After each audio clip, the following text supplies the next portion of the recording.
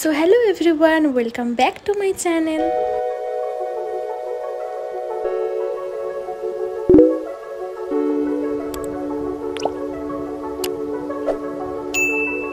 তো তোমাদেরকে আমি বলেই দিয়েছিলাম এই ব্লগটা দুটো পার্টে ভাগ হবে। তো এটা হলো আমাদের বাড়ির পুজোর নেক্সট দিন, মানে যেদিন হলো প্রসাদ খাওয়া থাকে। সেদিন সকালে সবাই ভিজেছিলাম আমরা, সেরকম করে আমি ব্লগটা করতে পারিনি, বাট যেটুকু করেছি তোমাদের সাথে তুলে ধরেছি। সো ফার্স্টে বলে দিই আমাদের মেনুতে কি ছিল।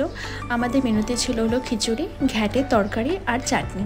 সবাই কিন্তু সকাল সকালে চলে এসেছিলো, আর আমাদের এইবারও সিস্টেম হয়েছিল যে প্যাকেট করে সবাইকে দিয়ে দেবো। বসে খাওয়ার জন্য খুব কম লোকই ছিল, বাট অনেকেই তাও বসে খেয়েছিল। আর এখানে দেখো আমি হলো গানের সাথে সাথে ঢাক বাজানোর চেষ্টা করছিলাম, যদিও আমি পারি না, বাট এটা একটা ফান অ্যাক্টিভিটির জন্য করছিলাম। তো যাই হোক, তারপরে মায়ের বরণের সময় চলে এসেছিলো, তো মাকে বরণ করছিল। এই টাইমটি আমাদের বাড়ির সবার খারাপ লাগে, যখন মাকে বিদায়ের জন্য বরণ করা হয়। কারণ স্বাভাবিক এই পুজোর দিনটার জন্য আমরা সবাই এক্সাইটেড থাকি আর সবাই ওয়েট করে থাকি কবে আসবে, আর যখন চলে আসে তখন যেতেও টাইম লাগে না। তো যাই হোক, এখানে মা বরণ করে নিয়েছিল। হ্যাঁ, তোমরা এখানে দেখতেই পারছো যে আমার মাও কাঁদছিল। হ্যাঁ, মাও কাঁদছিল, কারণ বাড়ির পুজোর একটা আলাদা রকমই ইমোশন থাকে। হয়তো তোমাদের যাদের বাড়িতে পুজো হয় তোমরা অবশ্যই ব্যাপারটা জানো, তো খারাপ লাগাটাও একটু বেশিই হয়। তারপরে এখানে মামিরা সবাই একটু সিঁদুর খেলা খেলছিল। তারপর সবাই চলে আসে মাকে নিয়ে যাওয়ার জন্য। আমার দাদাই প্রতিবারের মতন এবারও ঘরটা দাদাই মাথায় করে নিয়ে যাবে, তো সেটার জন্য এখানে প্রস্তুত হচ্ছিল।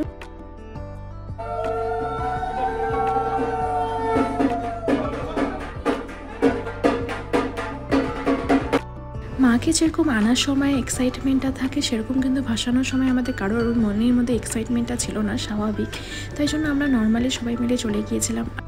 আর এখানে তোমরা দেখতেই পারছো আমরা সবাই মিলে যাচ্ছিলাম, বাট কারোর মধ্যেই কিন্তু এই হাসিটা ছিল না, যেরকমটা আমরা আনার সময় এত এক্সাইটমেন্টে এসেছি। আর তোমরা যদি আমার ফার্স্ট ব্লগটা না দেখে থাকো অবশ্যই দেখে নিও, আমি এখানে ডেসক্রিপশনে লিঙ্ক দিয়ে দিই, না হলে তোমরা এই আই বাটনে ক্লিক করেও দেখে নিতে পারো।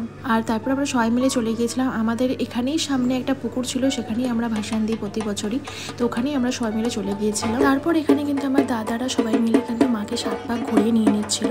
তারপরে ক্লিপগুলো তোমরা নিজেই দেখে নাও, কারণ এখানে আমার মনে হয় আমার কিছু বলার মতো নেই। আবার আসছে বছর অবশ্যই আবার হবে, আর সেটার অপেক্ষায় আমরা সবাই থাকবো।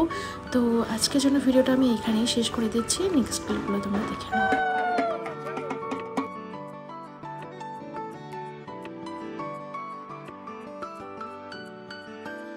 ওকে গাইস, এখনের জন্য আজকে ভিডিওটা জানি অনেকটাই বড় হয়ে গেছে। এখন আমরা ভাসান দিয়ে আসলাম, এখন জাস্ট ঘরে ঢুকলাম। আজকে আমাদের সবার মনটাই খারাপ, স্বাভাবিক। মা যখন আসে একটা আলাদা রকম এক্সাইটমেন্ট থাকে, আর যখন মা চলে যায় তখন সবার মনেই একটা আলাদা রকম দুঃখ থাকে। আর এখন সত্যি কথা বলতে এখন সত্যি খুব ঘরটা ফাঁকা ফাঁকা লাগছে। স্বাভাবিক, এত দিন ধরে এত আয়োজন, এত সব কিছু, আর সেটা একদিনের মধ্যেই শেষ হয়ে যায়।